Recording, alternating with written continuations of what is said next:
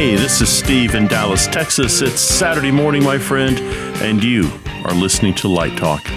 Good morning. This is Stan in Gainesville, Florida, and today we're discussing stingers, breaking into opera, lighting subjects and backgrounds, and a damn good hat.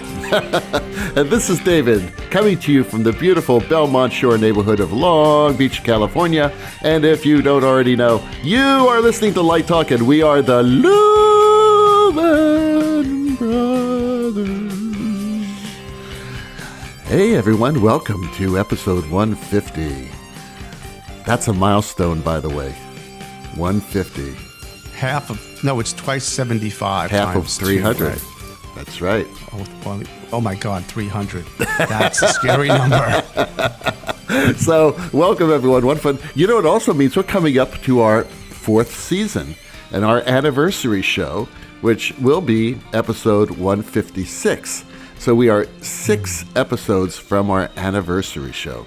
You know what's amazing? People keep joining. People keep coming. What the heck? Where are they doing? from? Who's coming? You know, right where? I don't know. Every student I talk to, I give them a card. Yeah, they join up, and then they show up. It's like growing. Celebrities. We've got some celebrity members. It's just very, very exciting right now. Really? But, who just joined this celebrity? Orson Welles. I just got He's dead. Oh, right. Maybe it's another Orson Welles. You never know. Okay, so anyway, I had a really... If we're bringing back the dead, then we're really special. We are bringing back the dead. So for the people who did not listen to our fabulous interview with Clifton Taylor last week, we highly recommend you do, because Clifton and the boys get into color like no one has before. And the man is a genius when it comes to color. And it was a wonderful interview, and what a nice guy. Really nice guy. People would always come back and say, what a nice guy. We really like Clifton. And I had never met him personally until my lunch date with him, because he was kind enough to actually have lunch with me when he was in L.A. this past week. Well, you paid for it, right? So that helped. I paid for it, and that did help. So we went to Fat Sal's, which is right by UCLA, which is a great sandwich shop. We had our subs, and we talked for about 2 hours. And one thing we talked about, which was really funny, because he asked me about it, he said, you didn't ask me any questions about R99. And I actually had it written down. It was one of my questions I was going to throw in there, but You went off script. We went off script. I did a Nancy Pelosi. I tore up the script, and we went off script, and I totally forgot to ask him about. So I asked him over sub sandwiches. I believe that he had a patty melt, and I believe that I had a French dip with jalapeno. But what color was it? What, the French dip? Yeah, no, the patty melt. Actually, the patty melt was sort of a milk of magnesia color, not really pretty. But what was interesting was that the gravy of my French dip was R99. There we are. I knew there had to be something to the sandwiches and the color. So I asked him, I said, and it said R99. Here we go, right here, the gravy. He said that he is not a fan of R99. The reason why he brought R99 up was because he was talking to a friend of his who's also a color expert, and they were talking about how R99 pulls out a lot of red, and they weren't able to recreate it. So it had nothing to do like, oh yeah, we got to have this color, And it was just I didn't the fact think that, so. Yeah, it seems so. It was bizarre. maybe more like a challenge. Like, could you create a brownish color, gel with the new mix book? I think that's where it was coming from. Yeah. Which is sort of it tries to do it. I tried it. It does it. Does it recreate 869, the old Roscoe color? I don't think it has the old Roscoe leans in it. That's the one downside to that mix book, is it's only Roscoe products right now. Oh, okay. And I don't think it has. I don't think it has the old Lux, the old lean. You're talking about Roscoe lean. Roscoe Yep. lean. Yeah. Roscoe lean. Yeah. And the thing about Roscoe lean was that it had a thickness to it, and that particular color was like fluorescent on the outside. Yeah, it was sort of like lime, Yeah, it was beautiful. It was beautiful. But anyway, I had a wonderful, wonderful time with Clifton, and he did this beautiful show here at Royce Hall at UCLA, a dance piece. Anyway, thank you, Clifton, once again. So let's get started with the show. Again, episode 150, and Steve has our first listener question. And it comes all the way from Vancouver. Natalie writes, what is a stinger? All right, so there are two types of stingers that I know of. There might be more. Well, there's a two. missile, and then there's a problem you have with your nerve. If you it's a football injury. If you land on your nerve wrong, that you get this stinger. They call it a stinger. Is that what you're talking about, Steve? These two types of stingers?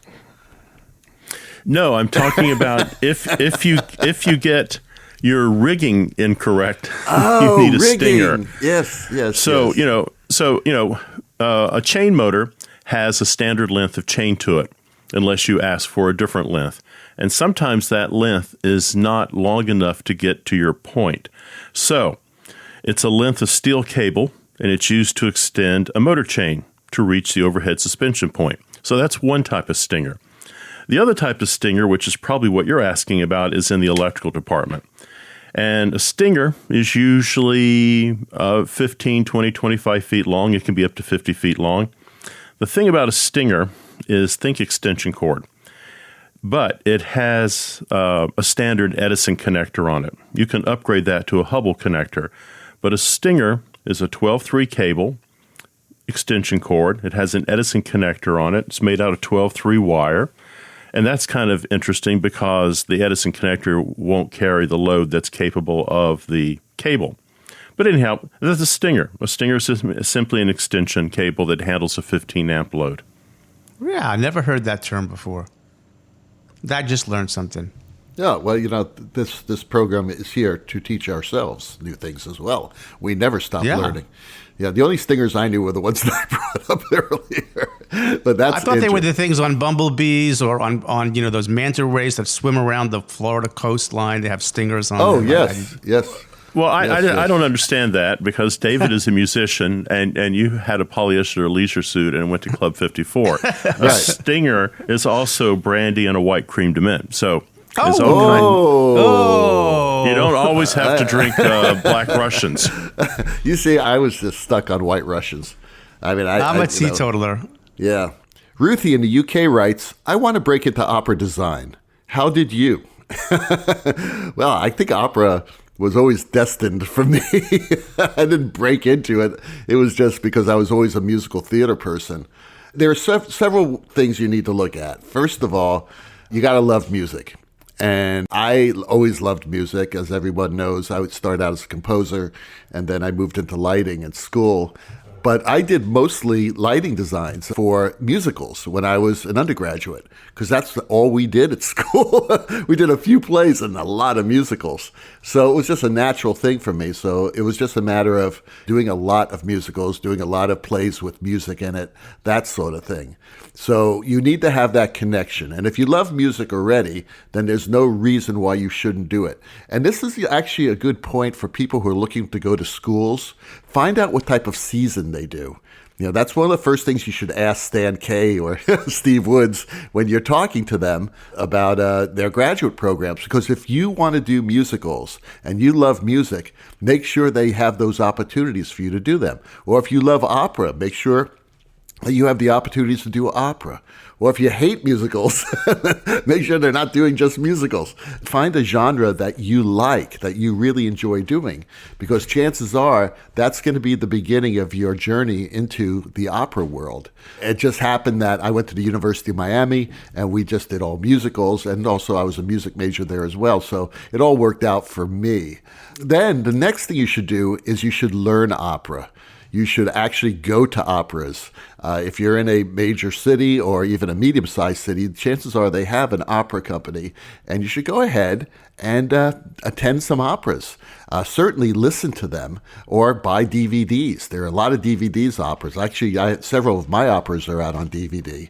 So you can go ahead and watch them on your television and learn about them, learn the history, learn the musical motifs. Take a music theory class. Again, whether you're doing opera or musicals, you need to know about music. And it's not just listening. You need to know about the history. You need to know about the way music is structured and composed. So while you're at school, take a music theory class, take a vocal arranging class, learn how to follow a score. You don't have to be a musician to take these classes, but you will learn a lot about music and how music's composed and how it's arranged. Also, once you work your way through and you've gone to operas and you're starting to do your own self-education, make sure you meet directors and designers who already work in opera. This is really important because once you start networking out, you want to network into an area of the business that you're interested in. For instance, if you love doing award shows, or you want to do the Tonys, or you want to do the Academy Awards, find some designers who actually work in that field, and then you go meet them. Maybe you'll meet them at LDI or USITT or something like that. Or they come into town and you meet them when they're in town. You ask if you can shadow them. It's amazing how few people actually do that, and how often when they do that, we say yes. So please go ahead and do that. Be proactive about that. If you surround yourself with people, you meet those people, chances are you're going to go into that area of the business. A couple of other things: learn a foreign language, very important. Italian is a very good language to learn. If you don't know Italian, French is pretty damn good. German's good too. But it's always good to be bilingual, especially as an assistant. You will get hired over another assistant if you're bilingual. All things being equal, if you know Italian and the person who's also applied for that job does not, you will get the job. Well, off the top of my head, those are a few things. What do you guys think? That's a lot of stuff. It's amazing. That came out of my head. I was asleep 2 minutes ago. It was just like a big flood. Just came right out of me. Well, I'd go ahead and also buy the definitive Kobe's opera book. I think it's Kobe's, Kobbes, and that is kind of a synopsis of every major opera known to man. So that's not a bad way to start learning about the different operas you might work on, or even if you're hired to do something and you don't really know it, that's a good reference source. For me, I was always doing dance lighting, and I thought that was a pretty interesting art form. And then I started going to operas, and I thought, well, this is just an extension of what I'm already doing. I can use the same techniques in concert lighting and in dance lighting to apply that to opera. I literally just called up the local civic opera and went down and small opera company, nothing fancy about them, just kind of doing opera every day of the week, and went down there, and all of a sudden I'm the lighting designer for this small opera company. And I did that all through college, and that gave me a good kind of foundation of the music and the. What would you say, David? Are about 30 operas that civic opera companies do over and over again, or do you think it's larger? Is it up to 50? Nah, I'd say 30 is probably a good number. You've got your standards like Bohème and Tosca and Carmen, and you usually throw in a few Mozart pieces. Maybe 15, 30. I don't know. I would start kind of learning something about that, so you have at least some knowledge when you walk into the room. Also, if you're looking at an opera company, see what's being done around you. See what their season is. See what their budgets are. See what designers they bring in from out of town, or are they using in-house designers? And as David says, you go by and you knock on the door and you introduce yourself, and you start right there. You get in the trench day one. And that's the fastest way to move up. And that's how you do it. It really is. It's that simple. And it's really funny, but it's true. Everybody thinks it's really hard to do this sort of thing. Well, it is if you don't try. It's impossible if you don't try. But if you have the background, if you have the musical background that I talked about, which you can learn right now, you can start learning right now, and if you have the interest and you know a little bit about it, you will learn so much by being there, sitting in the theater with an opera designer, with opera directors. And one more thing I want to say, most people know this, but just for the people who may not, opera is not a dead or dying art form. Operas are being written every day. Great contemporary operas are being written every day. I'm working on one right now that's going to be premiering in Helsinki next year about Chernobyl. This is really a very exciting area of the business because of budgets and because of the power of the music and because of everything that opera has, because it really does combine everything: music, dance, singing, obviously, and theater. And the great opera directors now are theater directors. You don't just have people who just do operas. They're also doing theaters too, or they come from the theater. And a lot of it is because opera companies have the budgets that allow us to really fulfill our dreams. So Ronaldo in Detroit wants to know, when I'm creating my stage composition, should I work to light the subject first and then the background, or should I illuminate the surrounding areas and then light the subject? Does it matter? Am I being silly? Well, I don't know if you're being silly, but I wonder about this too sometimes, about where to start, right? And if ultimately the goal is to have a balanced image or to have a subject being the emphasis of the composition, you sort of have to keep going back and forth between all of them until you're satisfied. And I guess when I was coming up, we used to be taught to start upstage, light the psych first, then work your way downstage, do the back light, then the side light, then fill in with the front light. That was sort of a methodology. But I don't know if it matters, but I think what does matter is that you constantly, every time you make a change, you reevaluate the whole composition. And as we talked about over and over again, that relativity matters, and that was part of the conversation with Clifton as well. So all the relative brightnesses and contrast, whether you're doing it by color, angle, intensity, make a difference. So it's a constant reevaluation of what it looks like. And sometimes the other factor that I think is harder to determine is time, because the longer you're looking at something, the brain tends to normalize the levels. It tends to kind of balance out. So you have to think about how long your audience is sitting in that scene. I think it's a really complicated question, and I think people who do it really well, you get these beautiful balanced compositions. So that's my thoughts on that. Well, I always believe that you light the environment first because the subject lives within that environment. So it's a very simplistic. Kind of agree with you, but it depends on how you work, I guess. Yeah, of course. That's that. But to me, it's simple. It's a lot easier to think of it as just creating an environment. There was this great article with the set designer for this year's Academy Awards show that I read. And it's a guy, he's 30 years old. he it's a fabulous set design, by the way. If you haven't seen it, it is. It's very organic. It's got sweepy curves. Mm-hmm. They completely got rid of the frame, the aspect ratio of the movie screen. Maybe the first time ever that there's a set design for the Oscars. Those sort of odd, those organically shaped projection surfaces. It was beautifully done. It really is beautiful. They were interviewing him, and they asked him, "Why do you think?" Because he also did Rent. He did the Rent for television as well, the set for Rent. But they asked them, why do you think that they are asking theatrical set designers to design for television? And he said, because theatrical designers create worlds out of totally different places. Whereas if you're working in film and television, a lot of times you're going to be working on location, things like that, and you have CGI, stuff like that. But theater set designers and lighting designers create these worlds out of a box all the time. And in a box, right? In a box, right. Yeah, in a box. And hopefully we don't see the box unless you want to see the box. But that's true. And that's why I'm thinking about environments, why that just came to my head. Part of it, I think, used to be maybe we only had so much brightness. Our headroom could only go so high. So we never really wanted the environment to be brighter than the subject, right? And now we have so much headroom and in fact, we just did a production here where we had a lot of, the photographer was having trouble because she was overexposing everything, even though everything looked balanced on stage.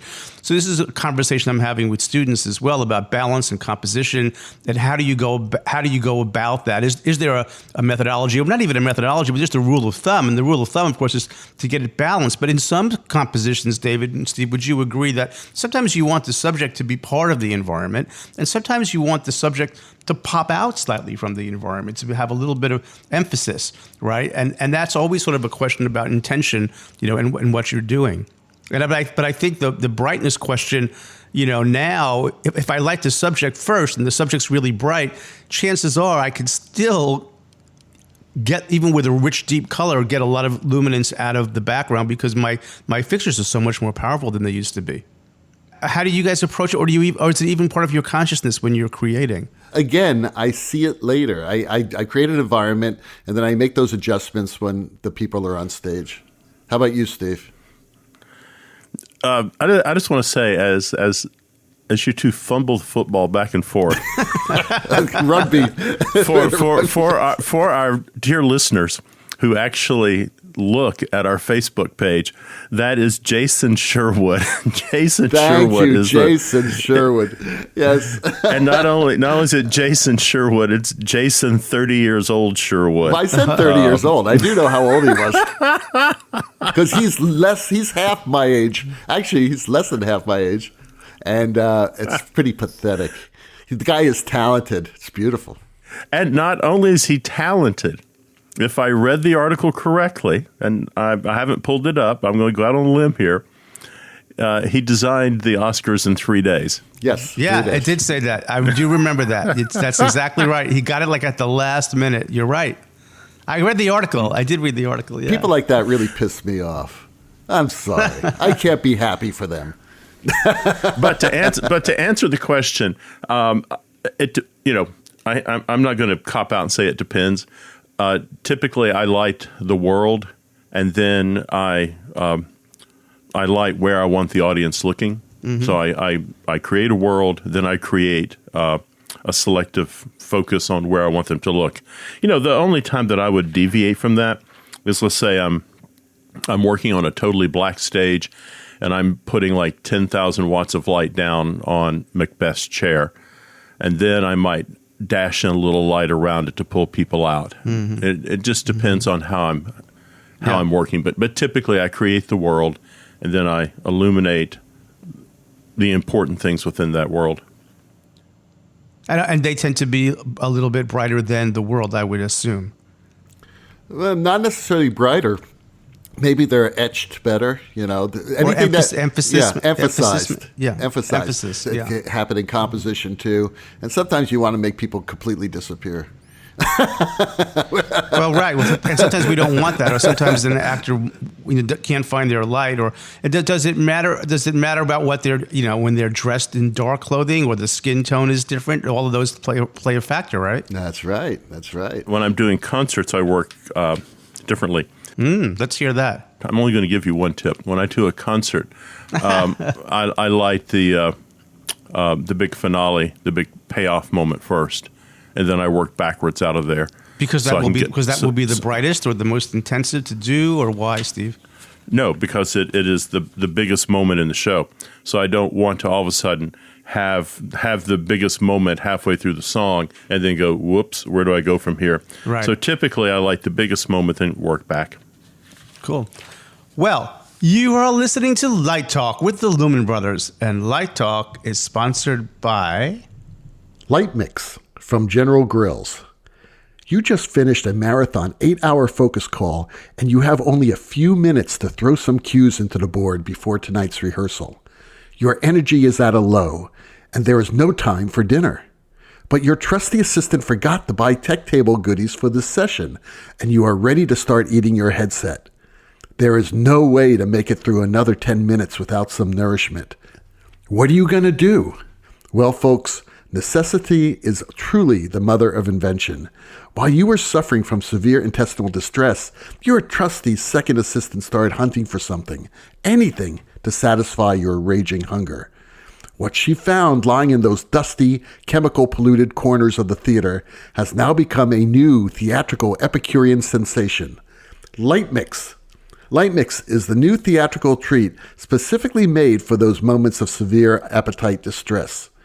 The ingredients of LightMix comes from typical backstage flotsam and jetsam. Working with local theater cleaning crews, the folks at General Grills collect semi-edible items from all parts of the theater. Don't worry, all ingredients are thoroughly disinfected by traveling through our patented Lysol conveyor system. Yes, even the tidbits collected from the floor of the male chorus dressing room are safe to digest. Every now and then you may discover small strips of gaffer's tape peeled off of the bottom of a carpenter's work boots. Don't worry, our special tape choppers will cut them into small semi-digestible pieces. Ingredients include tiny little donut crumbs from the prop room, spilled coffee grinds from the break room, and mystery Velcro chunks from the quick change booth. Yum! And don't miss those rare bits of semi-digested food props. But look carefully. Like those caramel-coated peanuts in a box of Cracker Jacks, there may only be one or two of them. And just like Cracker Jacks, LightMix comes with a very special surprise in every box. Who knows? You may find one of Bette Midler's rhinestones lodged between your teeth. At the bottom of every box, you'll find a piece of tie line, perfect for that post-snack flossing. And LightMix will keep you satisfied for hours. You'll enjoy burping up chunks of styrofoam throughout the rehearsal. So the next time you find yourself in such dire straits, make sure you have a box of LightMix in your toolbox. It may seem gross, but after standing for 8 hours on a rake focusing lights, a handful of LightMix may just taste like filet mignon. LightMix from General Grills. Your gastroenterologist will be impressed. And now, back to Light Talk. Well, the sound of those crazy rabid ducks tell us that once again, it's time for our ever-popular segment, Let's Talk About. And today, our Let's Talk About subject has been inspired from an anonymous letter that we received to Light Talk Central. By the way, all of our anonymous letters go into a special basket that says in anonymous. Gainesville. Yeah, in Gainesville. In the swamp. Just as a reminder to our people who send us anonymous emails, your email thing is at the top. So you can sign anonymous all you want to, but your name's at the top. And we have the timestamp, too. But we all abide by the Light Talk mantra. Never, never, ever reveal our sources. We are actually part of the media, and we have to be. We're actually journalists when you think about it. Oh, God. I know. I mean, and our facts are wrong enough as they are right now. So, but defending the Constitution every day. We are defending the Constitution. We're the only people left here doing it. So you will be anonymous, and this person has to be anonymous because it makes sense. Now, this person wrote a letter with very concerned because they were working on a production where they felt that the crew was basically practicing very unsafe methods of focusing lights. And this person asked us, how do you handle a situation when you are starting to work on a show, you may never have worked with this crew before, and you notice that the things that they are doing are unsafe? Now, one item in particular that they were concerned about, and something that, Steve, Stan, and I have separately experienced, is when someone is pushing a genie tower around and they're not using the legs at the bottom of the genie tower, or they've shortened the legs, or they put the legs on some sort of a rolling device, to make it easier to push the genie tower around during focus, which is really not a very safe practice. How do we handle that? Do we handle it? Do we say anything? Do we say, well, that's their business? I'm just going to stay away from this ladder. How do you handle a situation like that? And I think it's different between schools, educational institutions, and the profession. So I'm just going to throw it out there, Stan. Go. Let me maybe just start with a story. One time I was a student at a university, a major one, and we were at the front of house position had coves, didn't have catwalks. And in the coves, the lights hung on unistrut. So you had like a spring-loaded unistrut thing. People had to go up on these catwalks and push their hands through these funky areas. And one of the positions, the unistrut was surface mounted to the ceiling of the theater. And the only way to get there was to set up a scaffold in the auditorium over the seats. And you would level the wheels and you would go up on this thing. And it would be about, I would say, 25 feet, maybe 30 feet tall. And on a rectangular scaffold like that, there are these diagonal outriggers that are supposed to go onto the thing.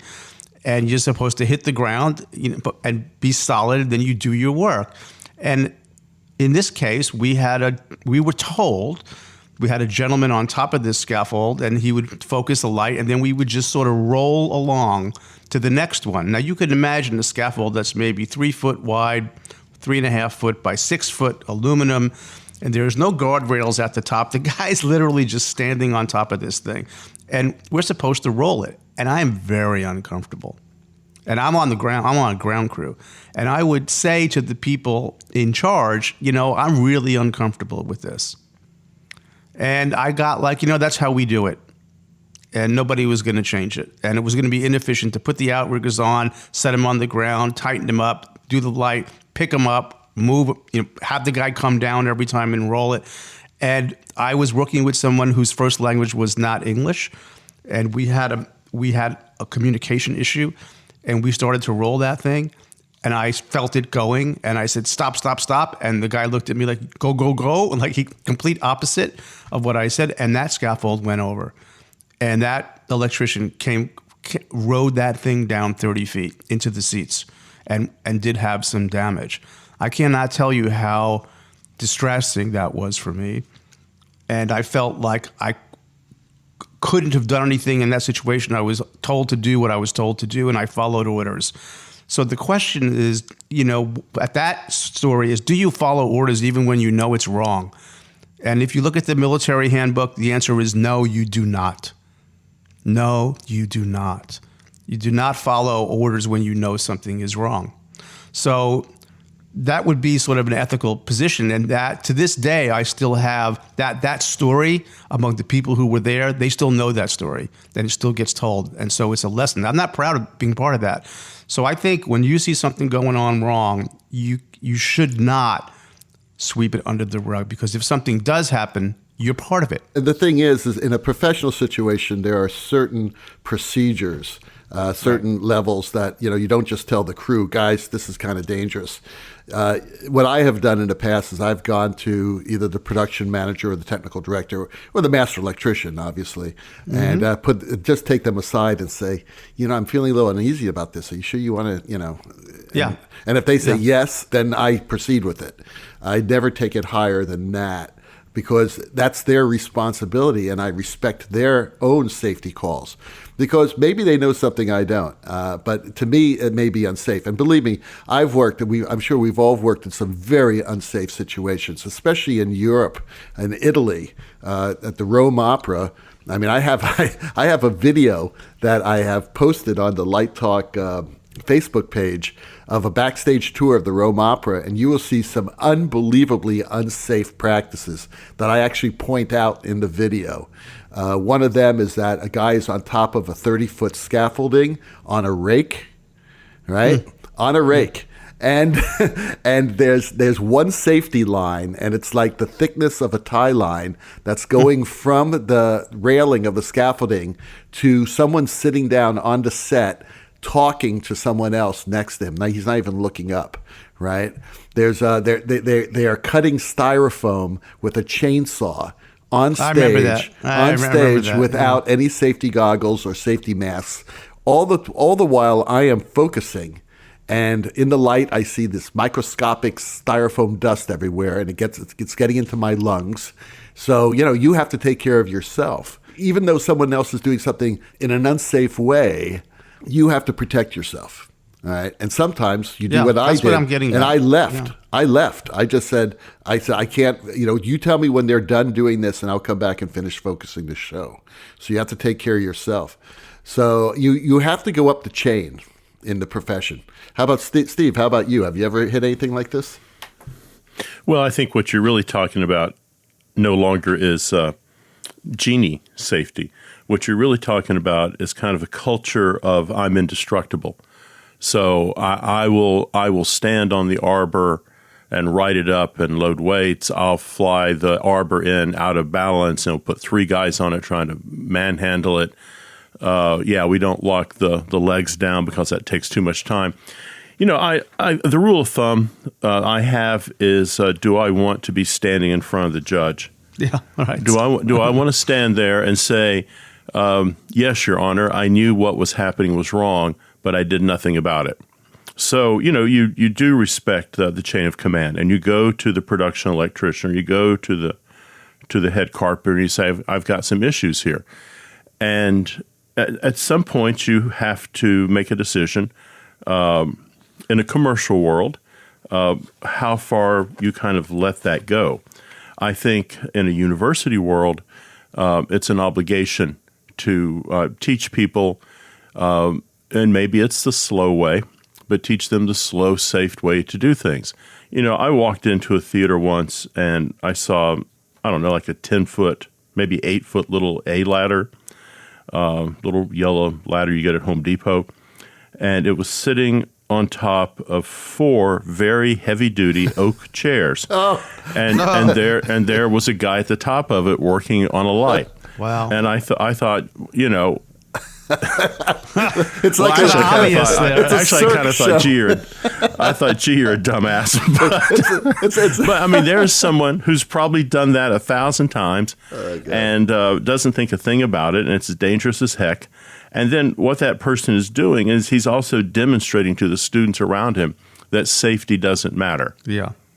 That, you know, I think one of the when I was an undergraduate, I had an opportunity to have work study, and I worked in the scene shop, and I thought it was really great. I mean, I think the people there were really top notch, and hearing protection and eye protection was paramount.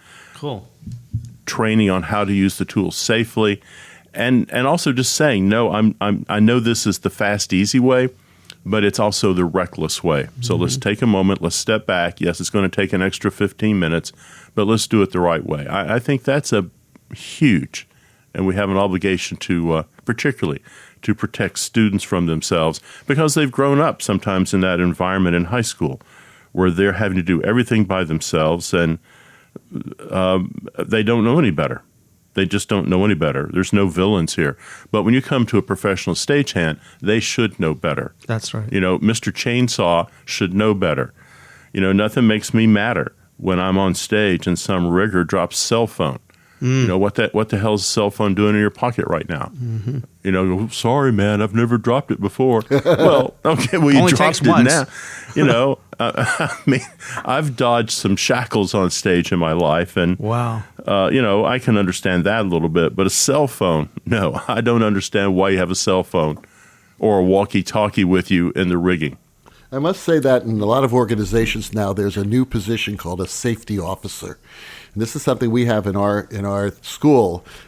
Who's We do person? too. Yeah, and I think that's a good thing. I've also seen safety officers in Italy that turn a blind eye to people cutting styrofoam with chainsaws. So there's good and bad there. Also, one more thing. I just want to say this.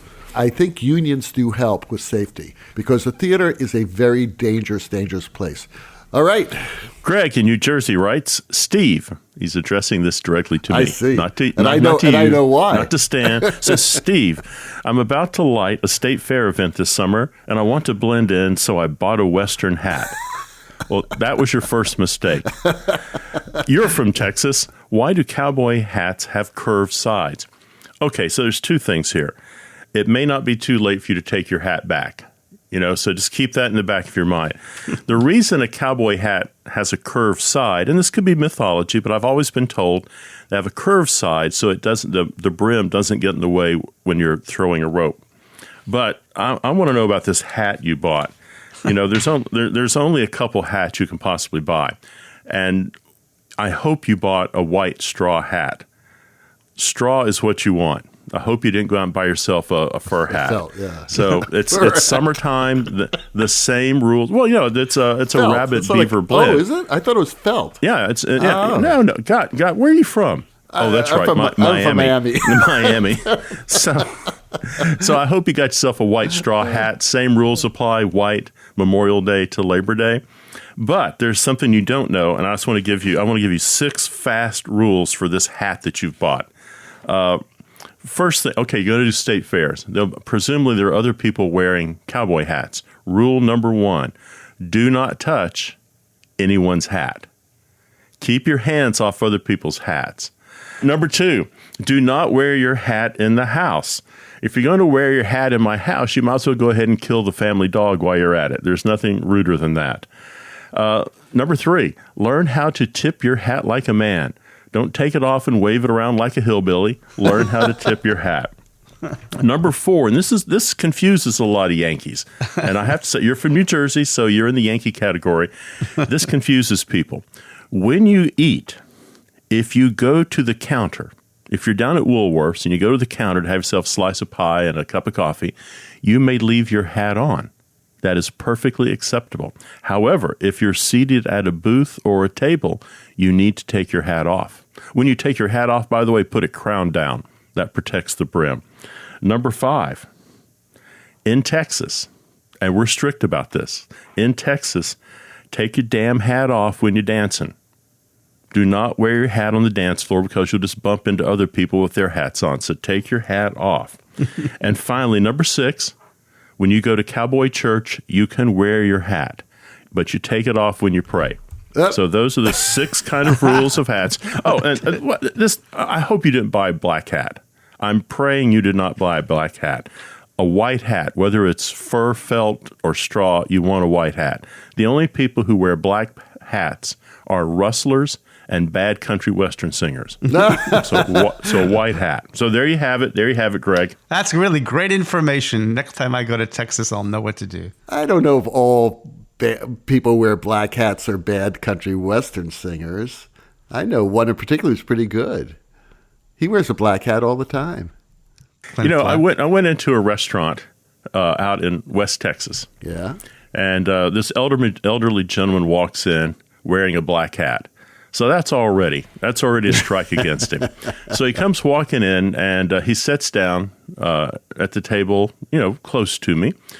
And a little girl at a table a couple tables away, she goes, "Daddy, that man in the black hat, why doesn't his wife tell him to take his hat off? He's at a table."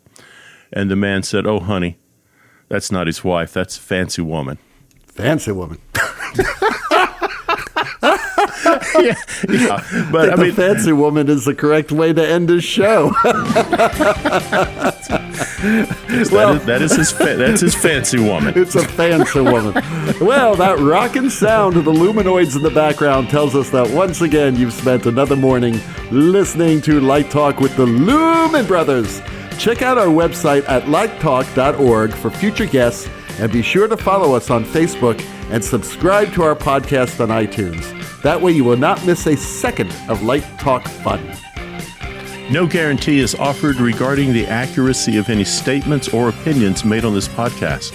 However, if you choose to litigate, the law firm of Fleck, Flock, Flare, and Glare and their paralegal snoot will defend us until our retirement funds are depleted. Light Talk is written and produced by the Lumen Brothers, coming to you from Long Beach, Gainesville, and the Lone Star State. And tune in next week when we discuss lighting in black boxes, using consumer-level LEDs, and what the hell does a deck electrician do? All that and a new sponsor. Light Talk, broadcasting questionable Lumen knowledge and humor around the world. So see you all next Saturday morning. Goodbye from Light Talk. Adios.